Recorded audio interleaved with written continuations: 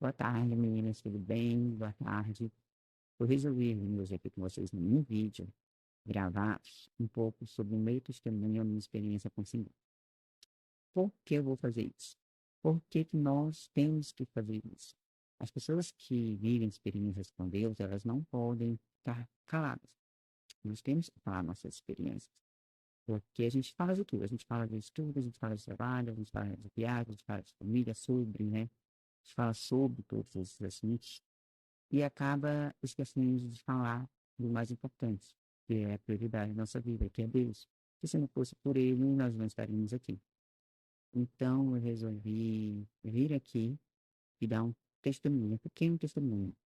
Quem me conhece sabe que eu sou tímida para falar em câmera, uma vez em fotos. Vocês vão falar que não amo bater foto, mas falar em vídeo, sim. Mas há algum tempo, sim, eu já vim falar no meu coração que é eu falar do meu testemunho do que eu já vivi com ele, que eu vivo e que eu ainda vou viver, porque experiências grandes assim eu tenho para mim. Então, eu vou começar é, fazer um breve resumo, tá? No meu cenário demorado. Quando eu escutei pela primeira vez a voz do Senhor, há muito tempo. E foi quando o Senhor falou, minha filha, eu te conheço mesmo, não está no ventre da sua mãe, e eu tenho promessas para você, tenho grandes coisas para você, e eu te escolhi. Mas naquela época, eu não entendia, não tinha discernimento, eu não tinha maturidade espiritual, e ficou por ali mesmo, mas eu sempre guardei essa palavra no meu coração. É, passei por muitas coisas, não foi logo que eu me converti, fui me converter em 2002, quando eu morava no Japão. Só que lá para cá, e eu vivi minha vida normal, tranquila. Quando eu fui para o Japão, eu já estava casada, meu primeiro, já estava com meu filho, e engravidei o meu segundo. Aí lá foi quando eu me converti, e eu tive mais uma experiência, quando eu falei que eu queria voltar para o Brasil para poder ter meus filhos no Brasil. Porque até aquela época, eu confesso a vocês, eu achava que eu realmente era o último biscoito do pacote. Eu achava que era alguma coisa, né? Eu achava que todas as coisas que aconteciam era por minha causa, porque eu conseguia, eu fazia. E depois de muito tempo, muitas lutas, eu fui aprender que não, né? Nós não somos nada sem Deus. Tudo é para Deus, tudo é de Deus, e quem somos nós, se nós não tivermos Deus em nossas vidas. Então, eu resolvi, quando eu engravidei do meu segundo filho, eu falei, vou voltar para o Brasil, porque minha família está lá. Naquela época eu não entendia que minha família, o núcleo familiar, era meu marido, meus filhos, e depois os pais, meus irmãos, e eu queria voltar para o Brasil. E desde muito pequena, tudo que eu sempre quis na minha vida era casar, ter meus filhos, ter dois filhos, sempre falava que quero ter dois filhos. E meus irmãos, eu lembro quando eles falavam que eles queriam, não queriam ser médico, eu queria ser físico e tal, e eu falava, se você quer ser o quê? Eu quero casar. E Deus me concedeu. Deus me concedeu. O meu sonho, o meu desejo, ele me deu. E eu tinha uma linda família, meus meninos, sabe, assim, tinha tudo. E foi quando eu falei que ia voltar para o Brasil. Aí, à época, o meu ex-marido, pai dos meninos, falou assim, não, bora conversar e consultar o Senhor e tal. E tá. Só que naquela época eu era muito rebelde, eu era muito arrogante, confesso. Eu era muito arrogante. E eu virei, tá, então você consulta, vai lá, consulta, e agora ver o que o pastor vai falar. E foram, acho que uma semana de oração, não sei quantos dias foi de orações, quando meu ex-marido chegou até mim e virou e falou que não era para eu voltar para Deus. Eu nunca falei isso em público, assim, nunca, né, a minha vida pessoal foi muito reservada, mas eu resolvi falar porque eu preciso contar o testemunho até mesmo para pessoas que estão passando pela mesma coisa que eu já passei, elas possam ser edificadas, porque vale a pena a gente obedecer e não vale a pena a gente desobedecer.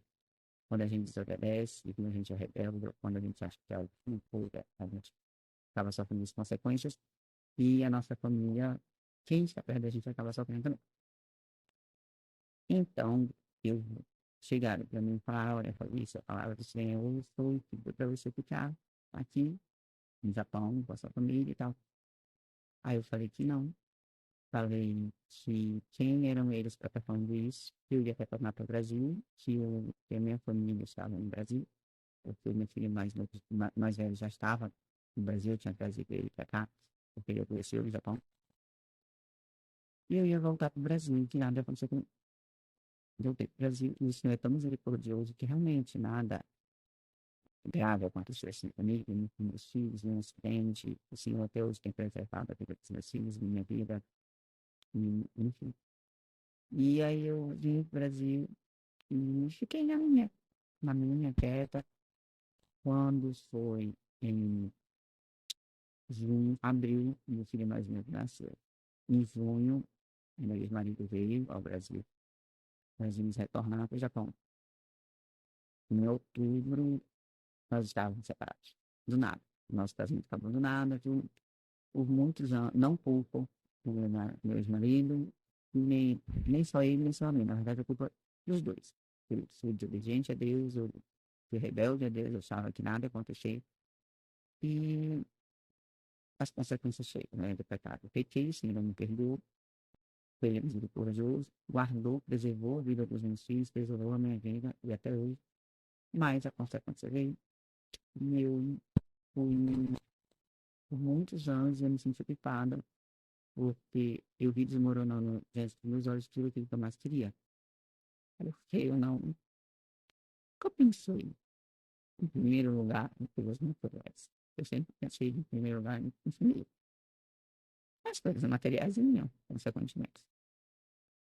Como trabalho, aí eu sempre trabalhei. E aí eu vi desmoronando, foi como eu queria. Foi uma dor, né? Eu passei muitos anos a vida, porque tinha a dor da fé e a dor da culpa. Então, por muitos anos, eu me culpei, achando que o fracasso da minha família foi por minha causa. Foi quando o Senhor viu, pediu para o Senhor, Senhor, faz alguma coisa. E aí eu meio que fiquei com raiva de Deus e tal, fui ver minha vida e estava ali. Mas Deus é tão maravilhoso que todo o tempo Ele sempre esteve comigo. Deus não me abandonou. E aí foi quando veio uma outra palavra para mim, falou, Fabrício, tudo que você mais sonha, você vai ter. Mas você precisa passar pelo processo. E eu falava, Deus, eu não gosto desse processo. Eu não quero passar pelo processo, o processo é doloroso. Por quê? O que é o processo? O processo é algo que o Senhor, Ele quebra um vaso e reconstrói em outro vaso. E eu sabia que ele ia me quebrar e ia ficar aparente para mim quem a Fabrícia realmente é. E nós vamos considerar, é muito difícil quando a gente olha para dentro da gente e vê, nossa, nós somos tudo isso mesmo. Meu Deus do céu, que miserável pecadora que eu sou. Então, eu não queria passar por isso, mas o Senhor falou que eu precisaria. E aí, tá, continuei vivendo a minha vida. Aí, e eu sempre tive muito a sensibilidade do lado espiritual. Eu tenho muito forte comigo. Eu sei que tem muita gente que não tem ou que não acredita, mas é por isso mesmo que eu estou vindo aqui falar, porque isso é real, o mundo espiritual é real. Deus é espírito, então não existe nada nesse mundo que seja mais real do que Deus. Então, se Deus é espírito, o mundo espiritual é muito mais forte do que o mundo físico. Então, hoje eu entendo isso. Então, quando aconteceu, depois dessa palavra, começaram várias guerras espirituais na minha vida, que muitas pessoas testemunharam, viram o que acontecia, e eu, tipo, hoje eu peso 67. Na época eu fui para 53, 55. Pois é. Então, assim, foram situações realmente uma batalha espiritual. Mas que glória a Deus, assim, eu sempre esteve ali. Sempre, sempre, sempre. Isso eu nunca me abandonou. Eu sei que tem dias que a gente acorda aqui, Ai, parece que o mundo vai acabar. Quando acontece isso hoje, eu já consigo, nesses dias, me isolar, ficar no meu canto, e no outro dia vai ser um dia melhor. E aí, depois desses anos, vai acontecer o quê? Eu tive uma gravidez vária, né? E aí não perdi porque não ia nem nascer, né? Tive que ir novamente uma sala de cirurgia e tiraram a minha trompa, tiraram tudo ali, eu fiquei em risco de entrar em choque, e eu não sabia de nada disso, só foram me falar todos os riscos depois. Então, assim, por muitas, hoje, se não fosse assim, hoje eu não estaria aqui, hoje eu não estaria viva, e, mas em todos os momentos, assim, da minha vida, da vida dos meus filhos, é, o Senhor arrancou do meu coração toda e qualquer mágoa e culpa que eu poderia ter em relação ao meu ex-casamento, ao meu ex-marido, ao meu casamento, não tenho mágoa nenhuma do meu ex-marido. Pelo contrário, ele é pai dos meus filhos, ele é uma pessoa muito querida, e eu desejo sempre no meu coração a felicidade dele, a felicidade da família dele, porque a família dele, os meus filhos fazem parte, a esposa dele. Então, assim, quem olha para mim e fala, Fabrícia, mas você consegue não ter nem pingo de raiva ou mágoa? Consigo, não tenho. O Senhor arrancou todo tipo de raiva e mágoa, pelo contrário. E faz meus filhos estar felizes e meus filhos estarem felizes. Então, o Senhor, com todos esses anos, ele me ensinou isso. Ah, Fabrícia, é fácil? Não é fácil. Mas hoje eu posso falar que a gente consegue. Sozinho? Não. A gente só consegue se nós tivermos Deus na nossa vida. A presença dele constante.